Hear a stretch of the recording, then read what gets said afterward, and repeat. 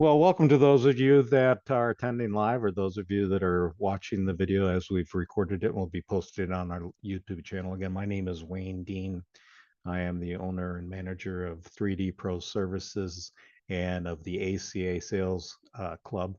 Each Thursday at 3 o'clock Central and 2 o'clock on Mountain Time, I will be doing these different sales seminars. I've got over 180 different trainings that I've compiled over the 27 years that I've been a sales trainer. Yes, I know I'm old, but I've been doing these for the last couple months for ACA members, American Club Association members, and for my own clients. So um, if you haven't had a chance to go to my YouTube channel, Wayne Dean, Dehn is how last name is spelled. So YouTube at Wayne Dean.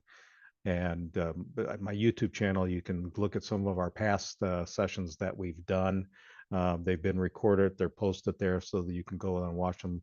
We did a couple weeks ago my step-up system of selling. We've done how to deal with difficult people, paradigm shifts, and a couple of ones over the last couple of weeks. Today is, can asking questions really be the answer? And the reason I've come up with this presentation is the book that I've developed is It's Mama's Fault I Can't Sell, Messages from Childhood That Hold Us Back. And for salespeople, sometimes it comes to the message you had from your childhood was something like, don't ask so many questions. Children should be seen, not heard. And then we get conditioned into maybe we shouldn't be asking a lot of questions, when quite frankly, I believe what really separates great salespeople from good salespeople is the ability to ask difficult questions, because you are judged more by the questions that you ask than the answers you give. And if you haven't ever listened to Zig Ziglar, I know sometimes it's an older reference lost on younger people, but Zig Ziglar, he died about 3 summers ago. Was a fantastic trainer. I had the opportunity to get to know him personally, been through some of his trainings. And he always said, it's not what you've got, it's what you use that makes the difference. And I relate that to, it's not necessarily the product or service that you have, it's the questions that you ask to get the client to discover that they need your product or service. Because unfortunately, sales is not about tricking or manipulating someone to buy something they don't need to, that they don't want or need, or even if they do, it's not trying to trick them. True selling is just influencing someone to a mutually beneficial decision. One that can help solve a problem for the client or prospect, and one that helps you and your company go to the bank. So that's what I mean by a mutually beneficial decision for both people. Because unfortunately, typical sales strategy is this, find someone, anyone who might ever so slightly have some interest in what you sell, what you offer, what you make, what you promote, and beg for an appointment. Boy, I'm just going to be in the area anyway. Can I show up, show you what I have? And then once you do get in front of the client, show up and throw up benefits and features, try and see as much as you throw against the wall as you can to see if anything sticks, or even gone to some type of training to find a clever way to get your features or benefits across and trick somebody into buying something. Maybe even the typical salesperson talks really fast, loud enough, engaging enough to keep that prospect a little off balance for a while, maybe even continue to repeat that process as many times as possible. But typical salespeople end up chasing, chasing, and chasing, and hoping and praying for the very best, because they're pitching, they're presenting, instead of really trying to find out and asking true questions. So I want you to think about it this way: be a doctor. What I mean by that is doctors ask us a lot of questions, really, and then they offer the product or medication as a cure. And that's really what a salesperson does. Don't you ask a lot of questions to find out what's wrong with this person, what's wrong, what problem that they have that you are uniquely positioned to fix, and then offer your product as a cure. So again, what more noble profession can there be? At this time, I kind of want to stop sharing and really just go into a kind of a background, a story. The book that I've written that some of you have already looked at is, again, it's Messages from Child that Hold Us Back. And we remember stories more than we do statistics. So my book is a series of stories from my childhood that might hold us back in selling. So I want to tell you a story of a doctor's story that I had that'll help relate all this together. When my son was learning and wanted to learn how to ride a bike, I went along with the traditional way of trying to run alongside of him with the bikes after taking off the training wheels and trying to run along, get enough speed so that he can get balance. And you tell him, balance, pedal, steer. And as I was doing this, I started getting a pain, and I started, I must have a hernia. I just, that's what everybody tells you. Oh, you have a hernia, you're pain. So I did make an appointment with the doctor to go get my hernia fixed. So I walk in, and the interesting thing is that when you go in the doctor, the first thing they do is they start asking you questions. Matter of fact, they have you fill out a form with all these questions that you're supposed to answer. And then the nurses will go in the waiting room, disrobe. Dr. Lawless, will see in a few minutes. And so I go in the room and I'm starting to undress. And unfortunately, just as I'm undressing, the doctor walks in with the physician assistant. And I turn around and I've got just, my shirt off. So he looks at my torso and he's looking at his clipboard and he says, "Oh, I see, Wayne. It says that you think you have a hernia. You know what? You don't have a groin hernia, but I can see right now you do have an umbilical hernia. I'll schedule you for surgery this afternoon." And he turns around and walks out. And I went, "What?" And the physician assistant says, "Well, yeah, he had a late cancellation. He can work you in right away." And I started thinking, well, wait a second. I don't know. I don't need to have surgery right now. I don't need to go in. And the physician assistant was smart enough to start asking me some questions. And he said to him, "Well, Wayne, let me ask you some questions if you don't mind." And I love that he asked, because people can't get mad at you for doing something they gave you permission to do. So remember to get permission to ask questions. "Can I ask you some questions?" And I said, "Sure, go ahead." And he says, "Well, do you know what a hernia is?" And I said, "Well, I think so. I think it's like a tear." And he goes, "Well, yeah, absolutely. It's a tear in the muscle lining. And it gets to the point where, again, where there must be a tear in the muscles, and maybe the only thing that's holding in your intestines here, if it's an umbilical hernia, is your skin. But if that ruptures, that could be a problem." And he starts asking me some more questions. He says, "So how long has this been a problem?" And I said, "Well, I've noticed it for a couple of weeks now. I've tried to," and told him a story about trying to help my son learn how to ride a bike. And he says, "What do you do for a living?" And I said, "Well, I'm a sales trainer." And he, "Well, let me ask a question.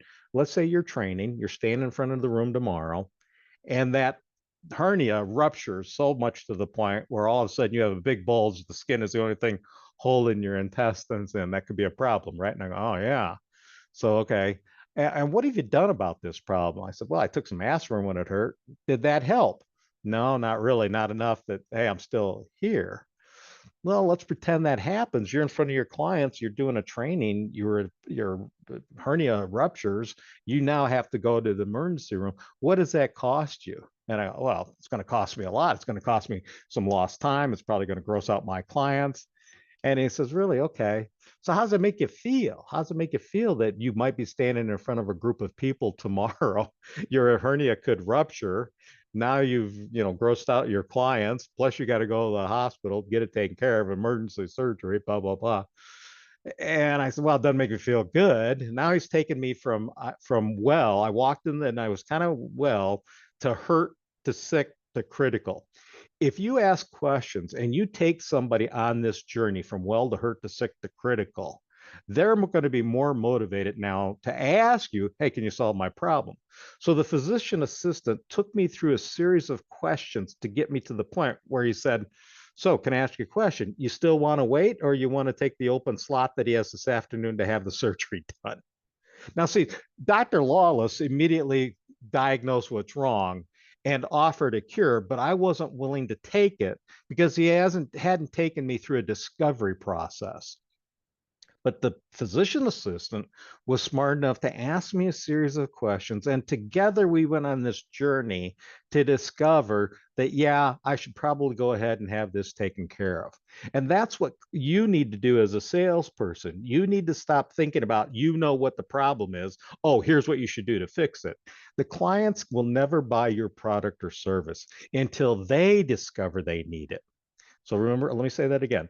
Prospects will never buy your product or service until they discover that they need it. And that can be done through a series of questions, not necessarily a series of statements. And this is the problem that most salespeople make, is they start asking questions. So I want to see if anybody remembers, some of you who haven't been on my training before, Derek might have, but I want you to remember what STEP UP stands for, the acronym for my training. The first thing is size up the situation. Bonding rapport. Who is this person? How do they process information so that I can best relate my product or service to them in the best way that they would receive it? And just like a doctor, take them to their pain or problem, because if there is no pain or no problem, no sale. But extend that pain into the future. And remember, the VA did the great job. Hey, let's pretend this happens tomorrow and your appendix or your hernia burst. What would be the consequences of not dealing with it today? Then propose a solution after understanding the person's budgetary or the decision-making process. Then you can utilize your closing skills in a much more effective manner and provide a commitment to help the client solve their problem. So the step is size up the situation. That's the S. T, take them to their pain or problem. Extend that pain or problem into the future and talk about the consequences of not dealing with fixing this problem. Propose a solution. All right. Then you can utilize closing skills. What happens sometimes, people just present, try and close, and they haven't asked enough questions to get the client to discover that they need the product or service. So again, size up that situation. You need a strong sense of who you and they are to bond and come together. You need to really hone tune your emotions and your situational awareness to be able to quickly read how this prospect is feeling at each stage of the sales process. You need to be a little bit flexible. Remember, some D-style people are very direct, very decisive. They want you to move really quick. S-style people are a little bit more calm, a little bit more laid back. They're a little bit slower. Kinesthetic people, it's all about feelings. So you need to be flexible in your style of selling to match and bond with the prospect. A little bit of humility. I think some salespeople sometimes are afraid to be a little vulnerable. So one of the things you can do is, hey, can I ask you a question? I'm getting the sense that money might prevent us from moving forward. And I'm just curious, is this purely a price-driven transaction, or what would be paramount in your mind when it comes to deciding which vendor to go with? These are the type of questions that I said separate the professional, the really great salespeople from amateur salespeople. Amateur salespeople are great at pitching, presenting, demonstrating. We're professional salespeople, the really truly great ones are really good about asking questions and getting the client to discover they need the product or service. Another story to relate that to, I was talking to one of my clients this morning, John. He's not on the call, but he's on calls often with these things. Him and I were just meeting. And I got to tell you, John sells a very great product that could be used out here in Colorado right now. There was a lot of wildfires last week out here. Thank God we got a lot of rain today that's dealing with. But John sells a product that, if you think about it, it is like a sprinkler system for outdoors for like your home. He's got a monitoring system that can monitor when a wildfire is coming to your house and automatically start discharging this foam over your acreage, not just your home, but it can protect your house. Now, everybody in the foothills or in this area that's susceptible to wildfires knows they need that product or service. John knows that he's got a fantastic product and service, and he can't wait to tell somebody about this wonderful new foam that he has created that is actually this chemical. It's biodegradable. It's you can consume it. It's not going to bother your dogs, your pets. It's a fantastic product. But no matter how great the product is, if you just go out there and tell people, hey, you need this, you are in a high fire zone area, you're in the foothills of the mountains where it's dry, a wildfire could start at any minute, you could lose your home. That's not enough to get somebody to buy the product or service. So I was teaching him, hey, you need to go out and ask questions. Say, would it be fair to say that you know that this would be a great product service in case there was a wildfire, to know that you already had a fire protection system to protect you against that 1472, the degrees of which a wildfire burns at?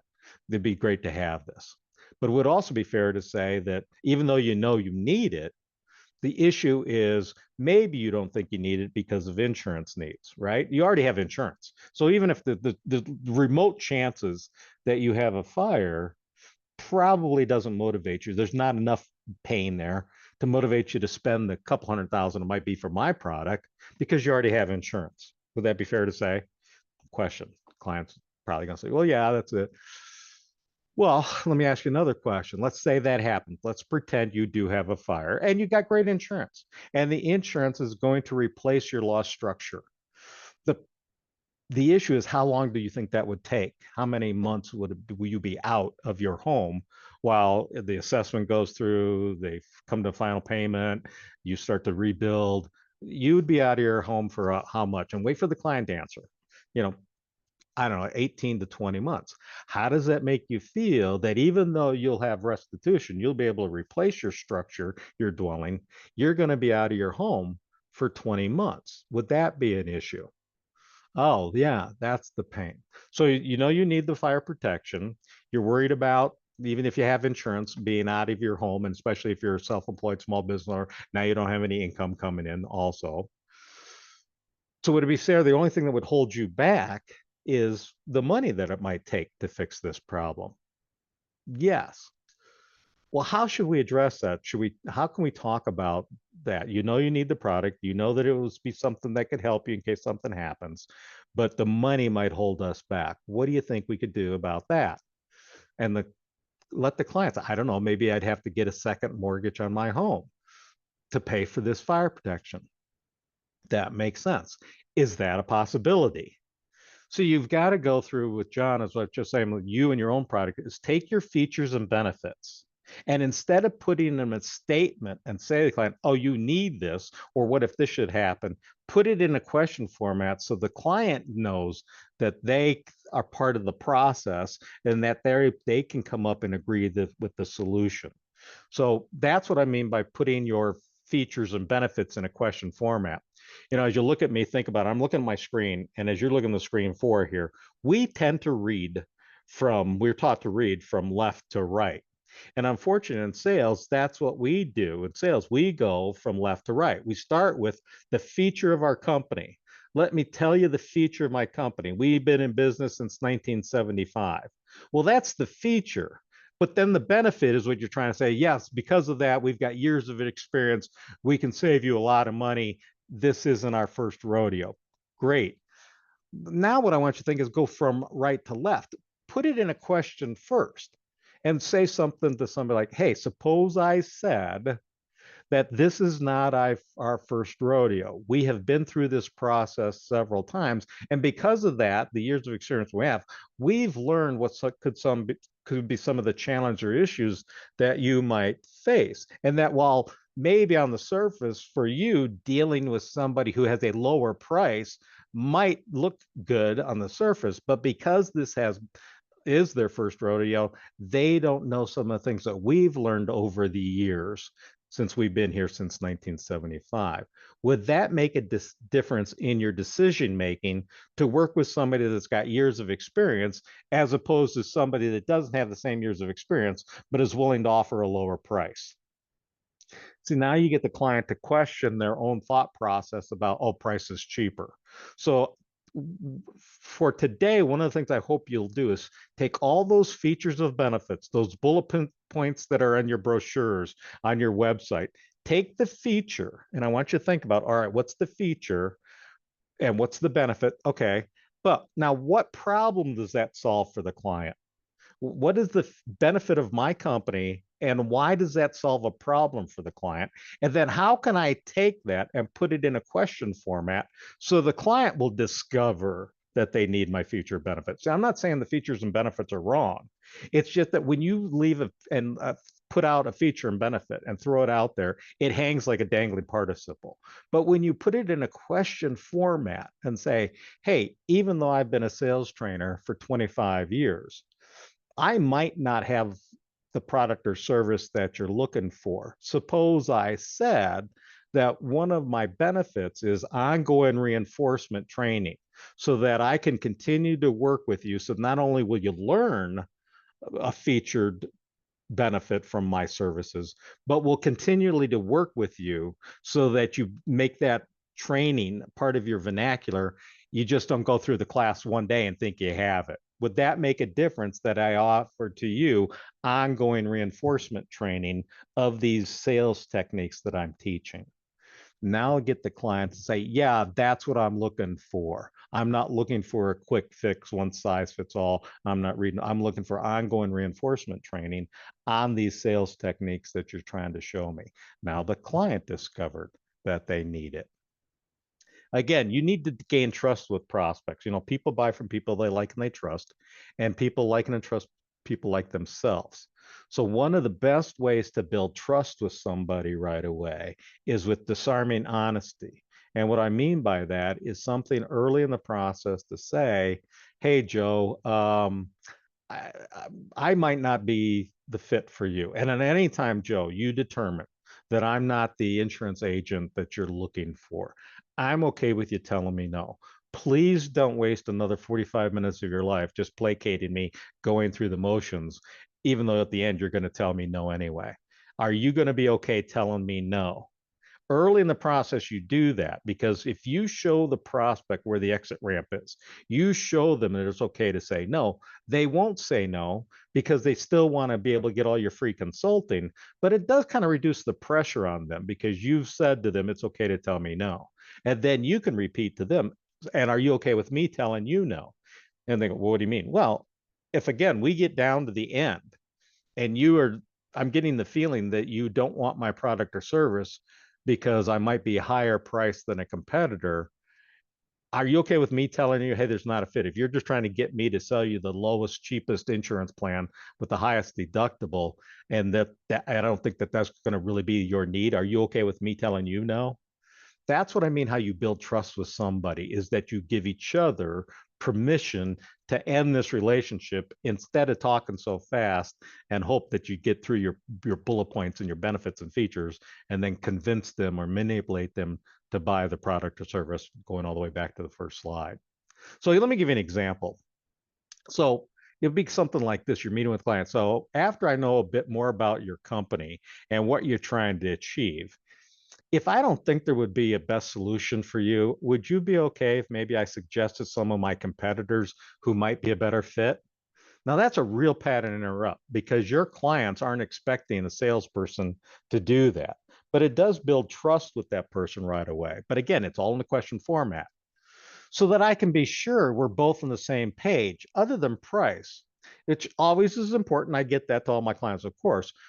But what other criteria do you typically use when selecting a new supplier? And if I don't believe we're going to be the very effective in either of those areas that you've just laid out for me, to say you're maybe even you're in your boss's eyes, or I'd rather tell you up front than risk any embarrassment for you later. Are you comfortable with that? See how you put it in a very nurturing, comforting way. So again, watch your time on bond and rapport. It's something like what I mean is on bond and rapport, you should build enough into the time that you can go over, enough relationship building with them, but don't go too far. Like, hot enough for you. What about the weather? How about the Broncos or the Packers or whatever Kansas City team you follow? Ask permission is, thanks again for inviting me in, Mark. How are you with time today? How much time do we have? That nurturing parent voice in you is that active listening and responding appropriately. Active listening, we can do a whole day on active listening, but here all active listening is. All active listening is just repeating the message back to the prospect. Like, I think I heard you say, or did I get that? Did you really say it this way? Did I make sense? The worst thing you do as a salesperson, oh, I heard that. I've got that. Yeah, I get you. I hear you. Did I hear you correctly? Did you say that this was important or that was important? So set the ground rules for how much time, the duration of the meeting, the location. What do you really want to accomplish in this meeting? What's your agenda? What's their agenda? And how this meeting could likely end. Hey, typically there's three ways a meeting is going to be ending. Yes, this makes sense. No, this doesn't make sense. And the worst thing is the dreaded TIO. I'd like to have time to think it over. A TIO, I want you to think about, is a polite or slow no. So from now on, I want you to think of the third outcome of an opportunity, if it's not a yes or a no, is at least another meeting.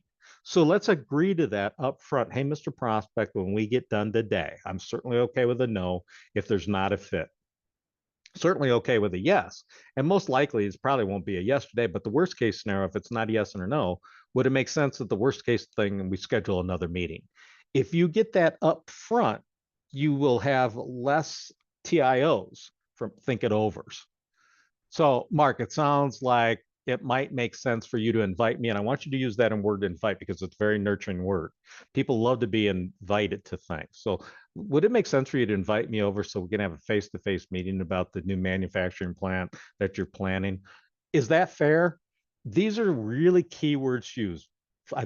Would it make sense for you to invite me in? Hey, why don't you do this? Why don't you look at your calendar? Pick a day next week other than Monday. Monday's my busiest day, but pick a day it would make sense for you to invite me in.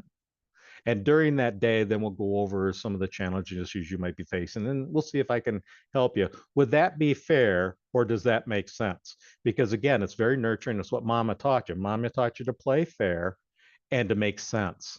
So that's, again, it's all in questions if you'll notice today. So Tom, exactly where would be best for us to meet? Let's just agree on our top most important items on the agenda. Would that be fair? So you can always end even a statement with a question that brings it back to the require some type of affirmation in return from your client. And that's what you're looking for. You're looking for the client to agree to what it is that you just proposed to them, whether it be your product or service or just a meeting or the location. We want them to be part of the decision to meet instead of just saying, hey, let's meet at 10 o'clock on Thursday. Hey, what time would be best for you? Would 10 o'clock on Thursday make sense, or would that be fair? So just so we make sure that we're both on the same page, let's agree what would be the next steps, what it might look like. And if you're comfortable, we can move forward with all that. Would that be fair? Does that make sense? Experience tells me that we'll be able to figure out maybe 10 to 15 minutes whether or not we're a good fit. And if we're still talking after about 40 minutes, we'll probably want to begin the process of, working out how we can do some business together. Is this sounding fair so far? Are you planning to invite any others to the meeting? I like that statement for people like Joe or somebody in the insurance industry, because what we do in the insurance industry, and in most industries, like even in home remodeling, we want what's called a six-legger. And if those of you aren't familiar with the six-legger, it's six legs under the table: yours, his, and hers.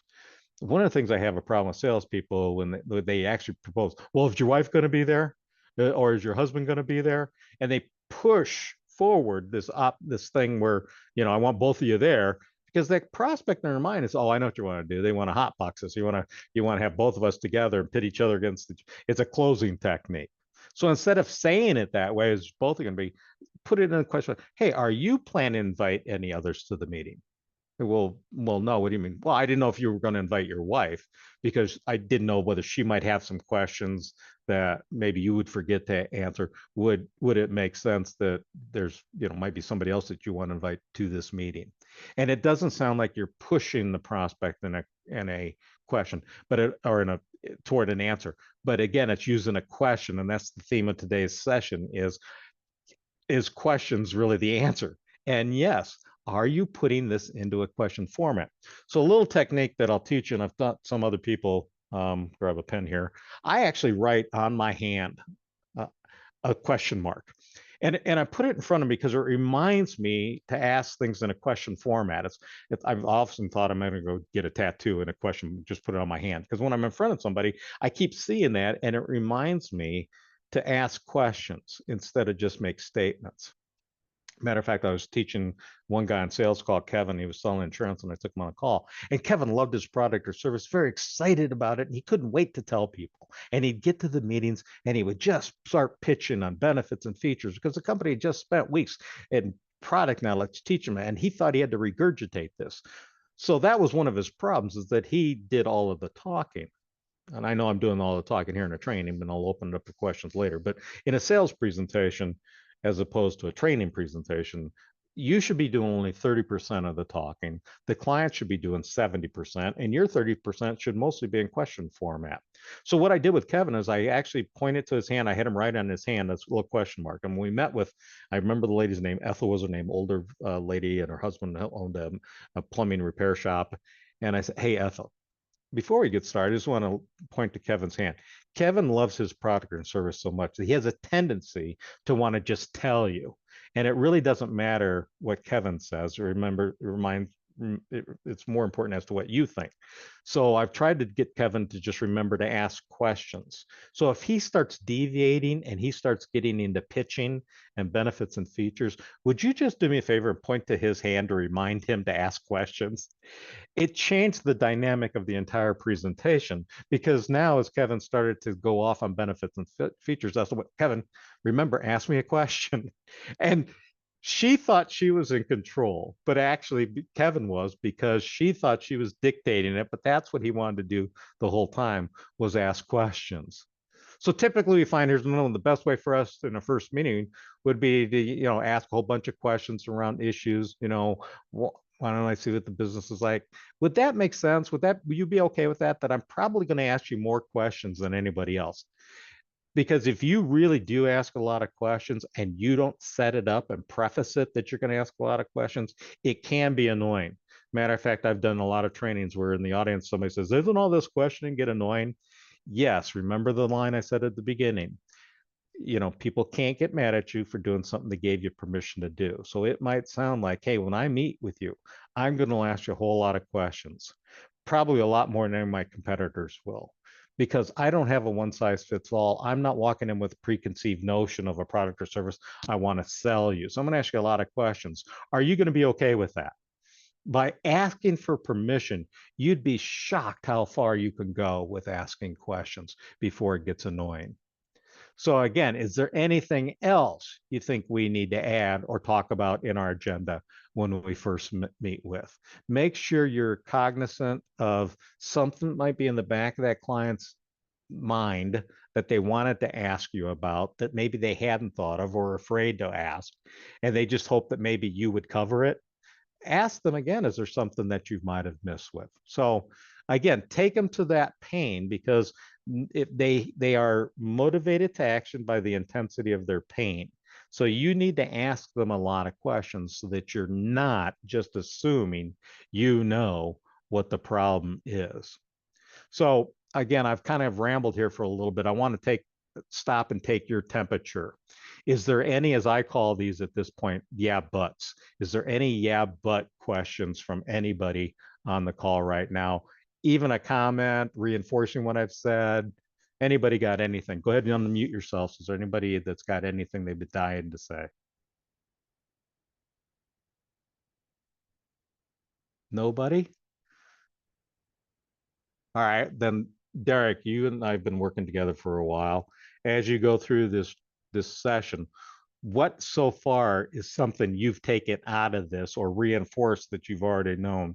What part of this training resonated with you or reminded you of something that you should be doing or should be doing more of? Anything, Derek?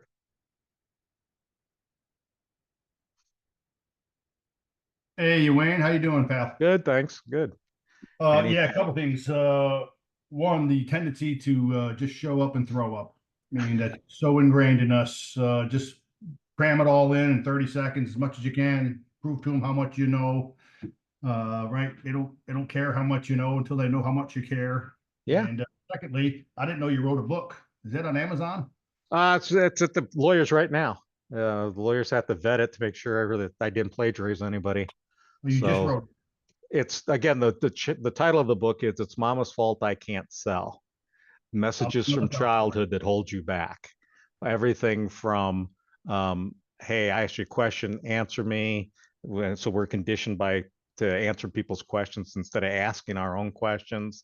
Why can't you be more like your brother, especially in sales, where Jim, your boss, said, why can't you be more like John? We make that mistake in sales where we try and pit salespeople against each other. So the book has got a bunch of different stories in it. Money, like it's impolite to talk about money. Don't ask strangers for money. Don't talk to strangers. The two things you have to do in sales. Well, So it's I'm just, in copy when I get it. Thank you. yeah, I'll get that out to you as soon as the book was written not necessarily for me as a moneymaker, but as an introductory session for people who, well, let me go back to the one slide I had on here that was my definition of sales. Sales, again, to me, is just influencing people to a mutually beneficial decision. Once it helps your prospects be in better condition with a camera or product that you guys sell at Eris, but yet helps you and Eris go to the bank. What more noble profession could there be? But too many salespeople out there just trying to use a technique to close somebody, even when it might not have been the best product or service for that client.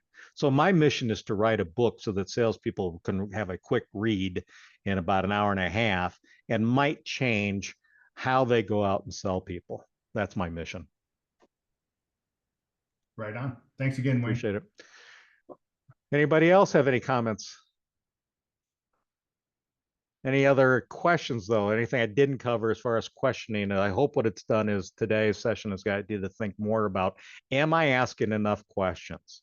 Am I out there really putting my benefits and features in a question format so the client discovers it? Or am I just trying to convince and tell people about my product or service? Anybody else got anything? I think somebody's got a question. Looking forward to the release of the book. That was from Joe. All right. Well, if there isn't anything else, I'm going to close the session now. It'll be up on my YouTube channel. If you haven't gone to YouTube, mine is just my name, Wayne Dean. So you can go to YouTube/Wayne Dean, DEHN. I have a lot of recordings already there. As a matter of fact, I have sales moments. I've got 40 different 1-minute sales moments that are just quick little 1-minute verbs that you can download and play them during windshield time while you're driving. But these sessions and some of the other ones are on my YouTube channel for free. So go ahead and download what you'd like. And if you have any questions, give me a holler. Anybody else?